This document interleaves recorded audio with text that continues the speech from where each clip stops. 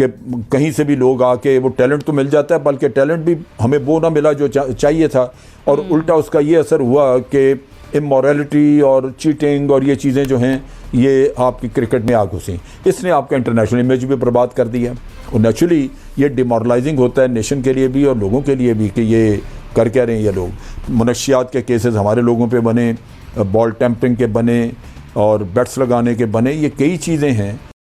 हम लाते हैं talk shows और अनलिमिटेड एंटरटेनमेंट सिर्फ यूट्यूब पर। अगर आपने अभी तक हमारा चैनल सब्सक्राइब नहीं किया तो अभी सब्सक्राइब करें और बेल आइकॉन को क्लिक करके हमारी लेटेस्ट वीडियोस के बारे में अपडेट जानें। पाकिस्तान जैसे जाहिल जिहादी मुल्क से निपटने के लिए भारत हर दम और हमेशा तैयार रहता है, लेकिन चीन जैसे चालाक देश को सबक सिखाने के लिए भारत को हमेशा अपने हथियारों और सेना को अपग्रेड करना पड़ता है। इसी के तहत भारत एक एक करके अपनी मिसाइलों को अपग्रेड कर रहा है। भारत ने ब्रह्मोस मिसाइल और उसके बाद शौर्य मिसाइल को भी अपग्रेड कर लिया है। इसी के तहत भारत ने अब 400 करोड़ रुपए का मल्टी मोड हैंड ग्रेनेड का ऑर्डर भी दे दिया है। भारत अब 10 lakh multi mode hand grenade खरीद रहा है, जिससे भारत के सैनिक एक एडवांस टेक्नोलॉजी की हैंड ग्रेनेड का इस्तेमाल करके दुश्मन के छक्के छुड़ा देंगे। पूरी दुनिया की बड़ी बड़ी वेपन बनाने वाली कंपनियां भारत के दरवाजे पर लाइन लगाकर खड़ी है। लॉकहीड मार्टिन ने भारत को अपना सबसे एडवांस F-21 फाइटर प्लेन देने के लिए कहा है, और उसने ये भरोसा दिया है कि वो पूरी दुनिया में किसी देश को ये प्लेन नहीं बेचेगा, और इसके साथ साथ भारत में ही इसका प्रोडक्शन करके इसकी टेक्नोलॉजी को भी ट्रांसफ़र करेगा। तो ये भारत की बढ़ती ताकत का ही सबूत है। दुनिया के एक से एक पावरफुल मुल्क और एक से एक बड़ी हाईटेक कंपनी अब भारत से दोस्ती और संबंध बनाना चाहती है। लेकिन आपको दिखाते हैं कि दूसरी ओर पाकिस्तान, जो भीख में मिले पैसों पर पूरी दुनिया में जिहाद फैलाता है, किस तरह से भारत की बढ़ती ताकत से चिढ़ रहा है। पाकिस्तान भारत के आंतरिक मामले हों या फिर हो भारत का IPL, इन दोनों से अपनी औकात को कंपेयर करके चलता रहता है। इंटरनेशनल क्रिकेट हो या नेशनल क्रिकेट हो, आपने अपने प्रोग्राम्स में भी बहुत सारे स्कैंडल्स को बेनकाब किया है। सियासत किस हद तक इसको मुतासिर कर रही है, उसने इसे कितना ख़राब किया है? शायद आपके लिए और हमारे तमाम जो पार्टिसिपेंट हैं उनके लिए बड़ी हैरानकुन बात होगी जो इस वक्त मैं कहने जा रहा हूं कि पाकिस्तान की पार्लियामेंट में इतनी पॉलिटिक्स नहीं होती जितनी पाकिस्तान क्रिकेट टीम और पाकिस्तान क्रिकेट बोर्ड में। ये हमारा अपना तज़िया है और ऐसा हमने महसूस किया है। और सियासतदानों का काम तो सियासत करना है, आवाम की खिदमत करना है, लेकिन यहाँ पाकिस्तान क्रिकेट में बहुत ज़्यादा पॉलिटिक्स है। अभी अतर साहब बात कर रहे थे जावेद मियाँदाद साहब को कप्तान बनाने की।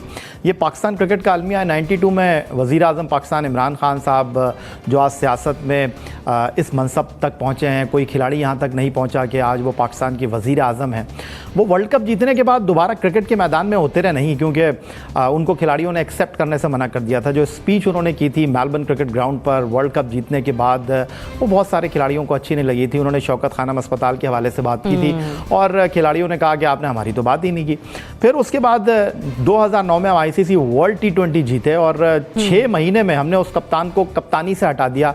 मैं बात कर रहा हूँ यूनुस खान की। 2017 में हम ICC चैंपियंस ट्रॉफी लंदन के ओवल क्रिकेट ग्राउंड पर जीते और फिर उस कप्तान की सरफराज अहमद की मैं बात कर रहा हूँ, जिसको फ़कीदुल मिसाल इस्तकबाल कराची की सड़कों पर किया गया और फजर की अजान में उसने लैंड किया, शाम को उसने लैंड किया था और उसका जो कराची में इस्तकबाल हुआ था, उसको फिर उस चीफ एग्जीक्यूटिव ने, जो अतर साहब अभी बात कर रहे थे कि उनका ताल्लुक़ पाकिस्तान से नहीं है, ब्रिटिश नेशनल हैं, उन्होंने फैसलाबाद जाकर उनको कहा कि आप कप्तानी छोड़ दें। उन्होंने कहा मैं कप्तानी नहीं छोड़ूंगा, आपको हटाना है तो हटा दें। तो ये पाकिस्तान के हीरो की क़द्र मंजिलत है। यहाँ पर मसला पाकिस्तान क्रिकेट का ये है कि पाकिस्तान क्रिकेट में बहुत सारे मामलात हुए हैं। आप फिक्सिंग की बात कर रही हैं, ये एक बिल्कुल डिफरेंट टॉपिक है, मैं इसकी तरफ जाना नहीं चाहूँगा, लेकिन इंतहाई अफसोस के साथ ये कहना पड़ता है कि कभी खिलाड़ी पावरफुल होते हैं तो वो बोर्ड को ब्लैकमेल करते हैं, कभी बोर्ड जो है वो खिलाड़ियों के दरमियान जो ग्रुप्स होते हैं उनको तक़वियत देता है, उनको कप्तानी के लिए आगे लेकर जाता है। मैं आपके साथ एक बड़ी दिलचस्प बात शेयर करना चाहूँगा कि पाकिस्तान टीम पर्थ में 2010 में वनडे इंटरनेशनल खेल रही थी और पाकिस्तान टीम के कप्तान, उस मैच में 2 कप्तान थे। टॉस के लिए रिकी पॉन्टिंग ग्राउंड में मौजूद थे। एक टीम थी जिसके कप्तान शाहिद आफरीदी थे, उसमें मोहम्मद यूसुफ नहीं थे, जो कि इस वक्त हाई परफॉर्मेंस सेंटर में बैटिंग कोच बने हुए हैं। एक टीम के कप्तान मोहम्मद यूसुफ थे जिसमें शाहिद आफरीदी नहीं थे, और रिकी पॉन्टिंग इंतजार कर रहे थे कि मैंने टॉस किसके साथ करना है। और फिर यहाँ से लाहौर से पाकिस्तान क्रिकेट बोर्ड के जो चेयरमैन थे उस वक्त के एजाज भट्ट साहब, उन्होंने फ़ोन किया और उन्होंने मोहम्मद यूसुफ को कहा कि जी शाहिद आफरीदी कप्तानी करेंगे। और शाहिद आफरीदी जब कप्तानी करने के लिए गए, टॉस करने के लिए गए, उनसे पूछा जब गया कि जनाब आप आज कप्तानी कर रहे हैं, आपके मुस्तकिल कप्तान मोहम्मद यूसुफ नहीं है, तो उन्होंने कहा नहीं मुझे नहीं पता। तो ये तो पाकिस्तान क्रिकेट के हालात हैं। अभी आपने बाबर आजम को कप्तान बना दिया, ज़रूरी नहीं जो अच्छा खिलाड़ी है वो अच्छा कप्तान भी होगा। तो ये पाकिस्तान क्रिकेट का सबसे बड़ा मसला है कि वो खिलाड़ी जो पाकिस्तान को चैंपियन बनाकर लेकर आया, जिसकी कप्तानी में पाकिस्तान ने भारत को शिकस्त देकर चैंपियन बनने का एजाज़ हासिल किया, आज वो ये सोच रहा है कि वो पाकिस्तान टीम में दोबारा खेलेगा या नहीं खेलेगा। तो ये सारी चीज़ें वो हैं कि पाकिस्तान क्रिकेट में इस वक्त इमरान खान साहब से बड़ा तो कोई नहीं है पाकिस्तान क्रिकेट में। उनकी क़यादत में पाकिस्तान 92 में वर्ल्ड कप जीता। अमूमन होता यह था कि जो पाकिस्तान का पैटर्न होता था क्रिकेट का, उसको क्रिकेट का कुछ पता नहीं होता था, वो वज़ीर आज़म होता था, सदर होता था, उसने फैसले करने होते थे। लेकिन तारीख में पहली मरतबा पाकिस्तान क्रिकेट में एक ऐसा बंदा आया है जिसको क्रिकेट के बारे में पता है। लेकिन आप देखें पाकिस्तान क्रिकेट कहाँ जा रही है। चीफ एग्जीक्यूटिव कौन बना हुआ है जिसने आज तक टेस्ट क्रिकेट नहीं खेली, जिसने आज तक वनडे क्रिकेट नहीं खेली। तो ये कहानी कहाँ जाएगी और कहाँ खत्म होगी। जनरल साहब, वाकई बड़ी हैरानकुन बात की यहिया ने कि पार्लियामेंट में इतनी सियासत नहीं होती कि जितने की क्रिकेट में सियासत होती है। फिर बात उन्होंने ग्रुपिंग के दरमियान भी की है, जो टीम है उसके दरमियान भी ग्रुपिंग की, और बोर्ड के साथ जो क्रिकेटर्स का रवैया है या क्रिकेटर्स के साथ जो बोर्ड का रवैया है उसकी भी उन्होंने बात की।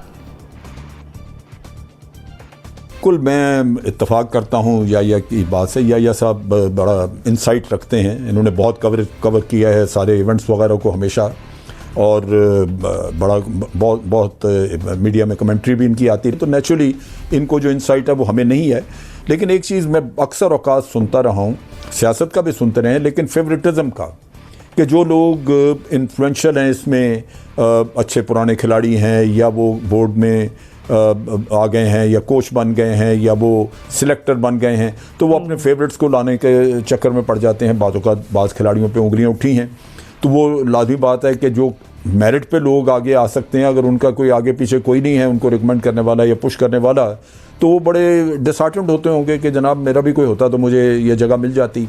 नेचुरली फिर वो लोग परफॉर्म नहीं करते रहे। तो एक तो ये हमारा इशू रहा है।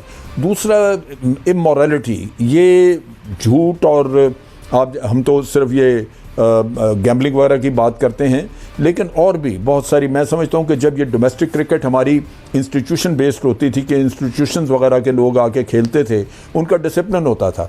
जब से हमने डोमेस्टिक क्रिकेट में छोड़ा है इसको कि कहीं से भी लोग आके, वो टैलेंट तो मिल जाता है, बल्कि टैलेंट भी हमें वो ना मिला जो चाहिए था, और उल्टा उसका ये असर हुआ कि इमोरलिटी और चीटिंग और ये चीज़ें जो हैं ये आपकी क्रिकेट में आ घुसी। इसने आपका इंटरनेशनल इमेज भी बर्बाद कर दिया, और नेचुरली ये डिमोरलाइजिंग होता है नेशन के लिए भी और लोगों के लिए भी कि ये कर क्या रहे हैं ये लोग। मुनशियात के केसेस हमारे लोगों पे बने, बॉल टेम्परिंग के बने और बैट्स लगाने के बने। ये कई चीज़ें हैं जो कि इस खेल को अंदर से खोखला कर गई, और इसमें वो जो कदर मंजिलत वक़ार था एक वक्त पे, जब हफीज़ कारदार होते थे टीम के कैप्टन, वक़ार हसन आए, मकसूद आए, या बाद में हमारे परवेज़ सज्जाद वगैरह, ये लोग ये बड़े अच्छे पढ़े लिखे लोग होते थे और इनका एक अपना किरदार होता था, बड़ा डिसिप्लिन होता था। वो अब ख़त्म हो चुका है। अभी वहाँ पे 2 लफ्ज़ आप तकरीर करनी पड़ जाए उर्दू ज़बान में भी, तो वो 2 लफ्ज़ नहीं बोल सकते हमारे बच्चे लड़के। वहाँ पे एक कॉम्प्लेक्स किस्म का उनकी हुलिया होता है। तो ये चीज़ें हैं जो कि मेरा ख्याल है ये भी आपके मुल्क का इमेज भी बढ़ाती हैं, लोगों में इज्जत भी होती है और आपको कशिश होती है उस काम में जाने की। लेकिन अगर आप उस काम को बदनाम कर दें कि ये जुआरिये हैं और ये है वो, तो वो फिर आप क्या करेगा, कोई जाने का सोचेगा भी नहीं होता। वो ना बड़ी बेहतरीन बात की, मैं लफ्ज़ दोबारा नहीं दोहराऊंगी, जो आखिरी अल्फाज हैं जनरल साहब के कि किस तरह से अल्फाज का इस्तेमाल किया जाता है, ये भी बड़ा डिमोरलाइज करते हैं सिचुएशन को भी, खिलाड़ियों को भी, उस खेल को भी। फिर पॉलिटिक्स वहीं पर आ जाती है कि इसने भी ख़राब किया। बिल्कुल, इसमें कोई शक नहीं। और बल्कि इमरान खान साहब की बात हो रही है, टू एवरीवन्स सरप्राइज, वो ना सिर्फ पाकिस्तान के वाहिद क्रिकेटर हैं जो कि वजीर आज़म अपने मुल्क के बने, बल्कि दुनिया में कोई ऐसी मिसाल नहीं है कि एक अपने मुल्क का क्रिकेटर पॉलिटिक्स में गया हो और फिर वजीर आज़म बना हो। This is one of a kind, जो ये एग्जाम्पल है जनाब इमरान खान साहब की। अच्छा, एक बहुत इंटरेस्टिंग किस्सा इस हवाले से आपके सवाल को एंडोर्स करते हुए कि किस कदर सियासत रच बस गई है हमारे खेलों में और बिलखुसूस क्रिकेट में। नवाज शरीफ साहब से जब वो वजीर आजम बने तो उनसे उनके एक अजीज ने कहा कि जी मुझे पीसीबी का चेयरमैन लगा दें। तो उस पे नवाज शरीफ साहब ने ये जवाब दिया कि यार तुमने मुझसे मांगनी थी तो एक वजारत मांगते, तुमने तो मुझसे 3-4 वजारतें इकट्ठी मांगी। मतलब ये एक मैग्नीट्यूड है और ये एक मैग्नानिमिटी है पीसीबी की इटसेल्फ। वजीर आजम इमरान खान से यकीनन बहुत सारी उम्मीदें इस वजह से ही वाबस्ता थी कि वो हमारे क्रिकेट में तो वो हमारे सबसे बड़े लेजेंड और 92 के वर्ल्ड कप के तमाम पायनियर। ये बात बिल्कुल दुरुस्त है कि हम जिस तरह से अपने क्रिकेटिंग लेजेंड्स को या अपने किसी भी स्पोर्ट्स के किसी हीरो को जिस तरह से हम उनको डीमोटिवेट करते हैं, साजिशों के तहत उनको हम लोग नीचा दिखाते हैं, फिर उनको किसी तरह से नीचे लाने की कोशिश करते हैं। उनके जो राइवल्स वगैरह होते हैं, उनके नाकदीन होते हैं, वो किस तरह से मिलकर एक पावर लॉबी उनके खिलाफ बनाते हैं, ये एक बहुत बदकिस्मत बात है।